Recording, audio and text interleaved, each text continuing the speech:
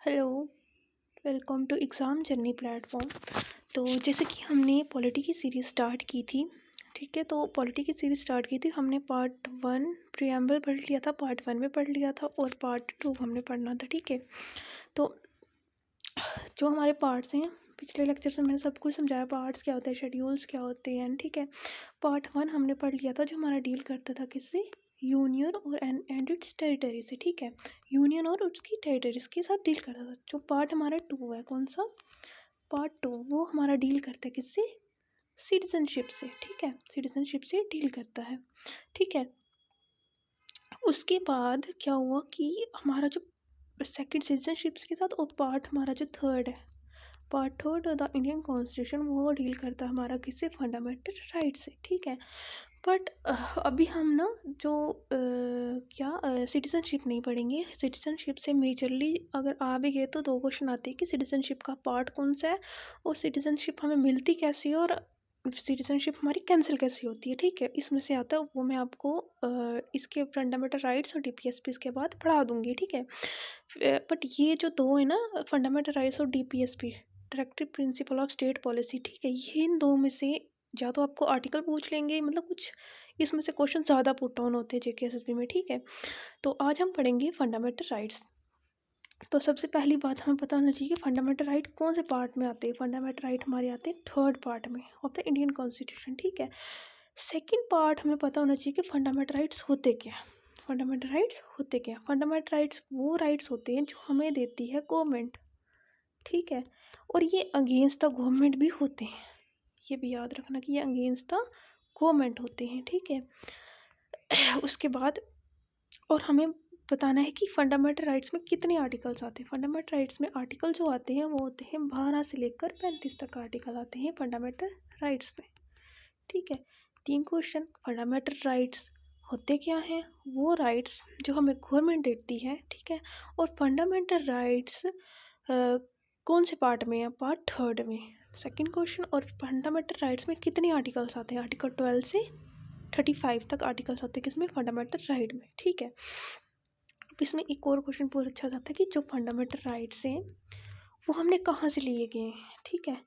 वैसे तो हमारा जो कॉन्स्टिट्यूशन है उसके बीच में जितने भी चीज़ें हैं ना, हमने हर किसी कंट्रीज़ की मदद से ली गई हैं, ठीक है। तो फंडामेंटल राइट्स हमने लिया गया है किससे, यूएसए से हमने ली गई है फंडामेंटल राइट्स, ठीक है। तो ठीक है, अब नेक्स्ट हम पढ़ते हैं fundamental rights given in part third of the Indian constitution from article 12 से 35। All the right that's are individually have the against the state government and peoples के राइट होते हैं, जैसे मैंने आपको भी बताया, ठीक है। अब जो फंडामेंटल राइट्स होते हैं वो एक सिविल पॉलिटिकल राइट्स होते हैं that are justiciable and guaranteed by the constitution. Word justiciable और वर्ड गारंटीड, ठीक है। ये 2 जो वर्ड है ना, ये आपको ध्यान से सुनने। देखो, फंडामेंटल राइट्स वो राइट्स होते हैं जो जस्टिसेबल होते हैं और गारंटीड होते हैं। गारंटीड मीन मिलने ही मिलने हैं, जस्टिसेबल मीन्स अगर हमें ये ना मिले, अगर ये हमें नहीं मिले तो हम कोर्ट में जा सकते हैं। क्या बोला मैंने, जस्टिसेबल हैं फंडामेंटल राइट्स, क्या है हमारे, जस्टिसेबल हैं। जस्टिसेबल हैं कि अगर हमें ये ना मिले, अगर हमें ये ना मिले तो हम कोर्ट में जा सकते हैं। और ये गारंटीड है कि ये हमें मिलेंगे ही मिलेंगे, ठीक है। उसके बाद इन्होंने बोला कि fundamental rights are civil political rights. ये सोशल इकोनॉमिक राइट्स नहीं है। सोशल मीन्स, अब सिंपल यार मैं बताती हूँ, जैसे फंडामेंटल राइट्स हैं ना, ये लॉज बने होते हैं। लॉज जैसे कि हम अपने मन से हम कहीं जा सकते हैं, राइट टू स्पीच है, हम कुछ बोल सकते हैं, हम कुछ एक्सप्रेस कर सकते हैं, हम अपनी मर्जी से किसी रिलीजन में जा सकते हैं। मतलब ये वो राइट्स है जो लॉ से बने हैं। बट जैसे आ गया ना कुछ सोशल और इकोनॉमिक राइट, ठीक है, वो तो मैं बाद में पढ़ाऊँगी। सोशल इकोनॉमिक राइट ये रिलेट करते हैं डीपीएसपी से। ये हमें तब मिलेंगे, ये पैसे वाले राइट्स होते हैं, सिंपल। ये कौन से राइट होते हैं, पैसे वाले राइट। बट जो फंडामेंटल राइट्स हैं वो लॉफुल राइट्स होते हैं। लॉ मीन्स लॉफुल राइट्स हैं, ठीक है, फंडामेंटल राइट्स। पर ये हम आप दिमाग में याद रखना, ठीक है। अब fundamental rights are guaranteed by the constitution and protected by the judiciary, ठीक है। अब जो फंडामेंटल राइट्स हैं वो ग्रांटेड बाय कॉन्स्टिट्यूशन है और प्रोटेक्टेड बाय जुडिशरी है। मतलब कि अगर हमें फंडामेंटल राइट्स ना मिलें तो हम जुडिशरी मतलब कोर्ट में जा सकते हैं, ठीक है, और ये गारंटी है हमें मिलेंगे ही मिलेंगे, ठीक है। उसके बाद ये केएस के नोट्स हैं, बट मैं ना आपको जेकेएसपी के रिलेटेड कराऊंगी, ज़्यादा पढ़ने की ज़रूरत नहीं है आपको, ठीक है। जो इंपॉर्टेंट चीज़ें हैं वो मैं आपको बताते जा रही हूँ कि फंडामेंटल राइट्स पार्ट कौन सा है, इसमें कितने आर्टिकल्स आते हैं, ये बोरोड कहाँ से हुआ है, उसके बाद ये जस्टिसेबल एंड गारंटीड है, ठीक है। उसके बाद प्रोटेक्टेड बाय जुडिशरी, ये वाला पार्ट, ठीक है। उसके बाद ये वाला पॉइंट जो है ना 15 जून 2015, ठीक है, at Runnymede Windsor sir king John of England थे जो थे, इन्होंने साइन किया था document called Magna Carta Libertatum. अब आपको ज़्यादा नहीं देखना कि साइन किसने किया था, क्या हुआ था, कि आपने सिंपल एक चीज़ याद रखनी है कि फंडामेंटल राइट्स को मैग्ना कराटा लिबरेटम भी बोलते हैं। क्या बोलते हैं? Magna Carta Libertatum. किसको? फंडामेंटल राइट्स को। बस हमने इतना याद रखना है, ठीक है। उसके बाद ठीक है, which granted some basic rights the citizen, right to property, right to produce extra, but this event was big bang, ये पढ़ने की ज़रूरत नहीं है इतनी आपको, ठीक है। उसके बाद ना ये थोड़ा पढ़ना चाहिए आपको। On 2 October 1989 James Madison introduced bill of rights from 1789 to 1823। These bills rights were amended 10 times to give 10 fundamental rights to the citizens of USA, ठीक है। अब बात आ गई फंडामेंटल राइट्स आए कहाँ से, कैसे आए, कितने हैं, ठीक है। ये हमें बताना कि on 2 October 1789 James Madison introduce bill of, जो जेम्स मेडिसन थे ना, उन्होंने इंट्रोड्यूस किया था बिल ऑफ राइट्स को, ठीक है, जिसमें हमें जिसने इन्होंने क्या किया, अमेंड किया 10 टाइम्स, 10 बार अमेंड किया, तो हमें कितने फंडामेंटल राइट्स मिले? 10 fundamental rights to the citizen of USA, ठीक है। उसके बाद ये भी इतना क्वेश्चन मैंने आज तक देखा नहीं जेकेएसएसबी में, और यही है कि these fundamental rights were justice में granted by the constitution of USA. ये यूएसए के, यार ये मिक्स नोट्स हैं तो आपको नहीं समझेगी, जो इतना मैं बोल रही हूँ ना बस उतना उतना देखते जाओ, ठीक है। और जो फंडामेंटल राइट्स हैं are called fundamental rights because these are fundamental for overall development of the individual, ठीक है।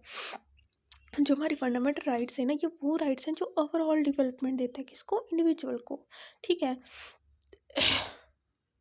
उसके बाद जो हम इंडिया में जो फंडामेंटल राइट्स है वो part third of the Indian constitution में असेंबल रखती।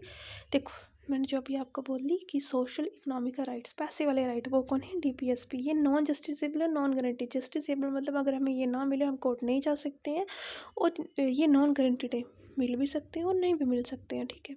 उसके बाद आगे हमारे पॉलिटिकल और सिविल राइट। पॉलिटिकल, यार बात से पता चल रहा है, पॉलिटिकल सिविल राइट्स ये लॉफुल राइट्स होते हैं, ठीक है। ये हमें मिल सकते हैं, गारंटी है मिलेंगे, और जस्टिस नहीं मिले तो हम कोर्ट भी जा सकते हैं। अगर हमारे फंडामेंटल राइट्स कोई ले रहा है तब भी हम कोर्ट जा सकते हैं, ठीक है। उसके बाद ये आ गया फंडामेंटल राइट्स। एक स्पीडी वाली रिवीजन कर लेते हैं, ठीक है। फंडामेंटल राइट्स क्या होते हैं? वो राइट्स जो जस्टिसेबल होते हैं और क्या होते हैं? गारंटीड होते हैं, ठीक है, गारंटीड होते हैं, ठीक है। उसके बाद फंडामेंटल राइट कौन से पार्ट में आते हैं? फंडामेंटल राइट आते हैं part third of Indian constitution, ठीक है। उसके बाद हम जाने फंडामेंटल राइट्स हमने लिए कहाँ से थे? फंडामेंटल राइट्स हमने लिए थे यूएसए से, ठीक है। उसके बाद फंडामेंटल राइट्स जो हैं कितने, मतलब उसमें कितने आर्टिकल्स आते हैं? फंडामेंटल राइट्स में आर्टिकल आते हैं 12 से लेकर 35 तक। ये फंडामेंटल राइट्स को और क्या बोलते हैं, मतलब सेकंड नाम उसका क्या है? मैग्ना कराटा लिबरेटम, मैग्ना कराटा लिबरेटम, ठीक है।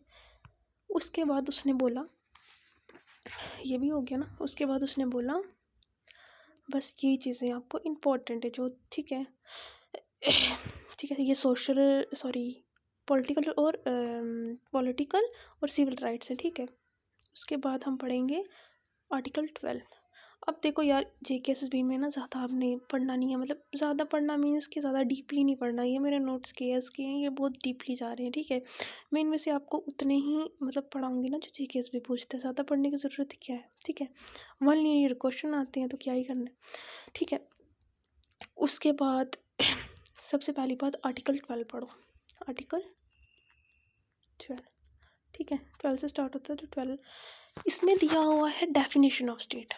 अब इतने वर्ड में तो आपको पता चल ही गया होगा कि डेफिनेशन ऑफ स्टेट दी है, जुडिशरी पार्शियल स्टेट और डिपेंडेंट ऑन कंडीशन, ठीक है। अब देखो कि जो आर्टिकल 12 है वो किससे डील करता है। पहले बात कि आर्टिकल 12 डील किस करता है, डेफिनेशन ऑफ स्टेट से, और डेफिनेशन ऑफ स्टेट यूएसए से ली गई है, ये इतना नहीं पूछेगा, ठीक है आपको। उसके बाद according this government of India, state government, parliament, state legislative assembly of the India, local bodies, anything और द गवर्नमेंट एक्सरसाइजेस पावर और the government funds for falls directly the state, ठीक है।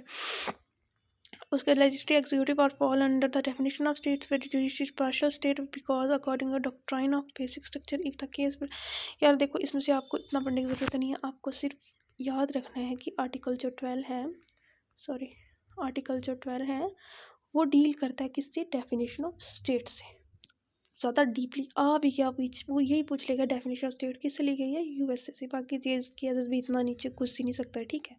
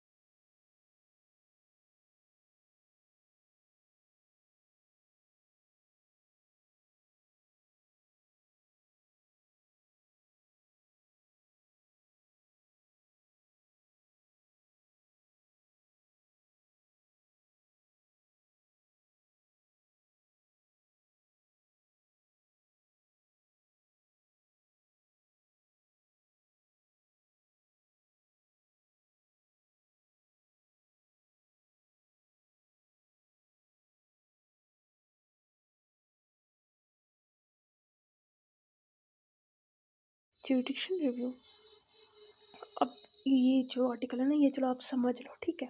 देखो, आपने आर्टिकल 13 में सिंपल एक चीज़ याद करनी है, ठीक है। ओला वैक, क्या मैंने बोला, ओला वैक, ठीक है। ये चीज़ है, ये चीज़ आपको याद रखनी है, ठीक है। ओ से any order, any action, any legislature, कोई भी ऑर्डर हो, कोई भी एक्शन हो, कोई भी लेजिस्लेचर हो, any amendment to the constitution of state. अब आपको अमेंडमेंट तो पता नहीं होगी, अगर पता भी होगी चलो ठीक है, नहीं पता तो मैं ये बाद में बता दूंगी।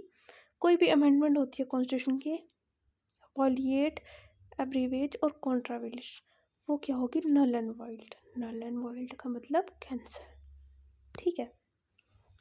अब ये जो मतलब आर्टिकल 13 है ना, ये डायरेक्टली डील किससे करता है कि जो आपको जो याद रखनी है वो है ओला वैक, ठीक है। ओला वैक means any order, any action, any legislature, any amendment to the constitution, violate, abrogate और कॉन्ट्राविलिस, ठीक है। तो इसमें इन्होंने बोला हुआ है कि कोई भी ऑर्डर, कोई भी एक्शन या कोई भी लेजिस्लेचर जो है, अगर वो any amendment to the constitution by the state, वो क्या होता है, वॉलिएट या एब्रीविएट या कॉन्ट्रीब्यूशन, वो क्या होगा, नल एंड वॉइड होगा। मतलब कि वॉलिएट मीन्स तोड़ना, एब्रीविएट मीन्स छेड़खानी करना, और कॉन्ट्राविलिस मीन्स कि कवर करना, किसी चीज़ को कवर कर लिया, ठीक है। तो वो क्या होगा, नल एंड वॉइड होगा। मतलब कि जैसे हमें बोला कि फंडामेंटल राइट्स है, फंडामेंटल राइट्स के गारंटीड और हमारा क्या है, हम उसको अगर हमें वो नहीं मिले तो हम जुडिशरी मतलब कोर्ट में जा सकते हैं, ठीक है। उसके बाद उन्होंने बोला कोई भी ऐसा ऑर्डर, कोई भी गवर्नमेंट देती है, जो भी देती है, ठीक है, एनी एक्शन, कोई भी एक्शन लेती है पीपल्स पे या मतलब इन पे, ठीक है, फंडामेंटल राइट्स पे, एंड लेजिस्लेचर जो भी अमेंडमेंट हुई, अगर वो लोगों के खिलाफ है, फंडामेंटल राइट्स के खिलाफ है, तो वॉलिएट, अगर वो कोई फंडामेंटल राइट तोड़ा गया या एब्रीवेज छेड़खानी की गई उससे, या उसको कवर किया गया कोई ऐसी भी चीज़, तो वो क्या होगा, नल एंड वॉइड। वो पूरा का पूरा जितना भी ऑर्डर एक्शन जो भी हो, वो क्या हो जाएगा, कैंसिल हो जाएगा, नल एंड वॉइड मतलब ख़त्म हो जाएगा, ठीक है। ये चीज़ आपने याद रखनी है।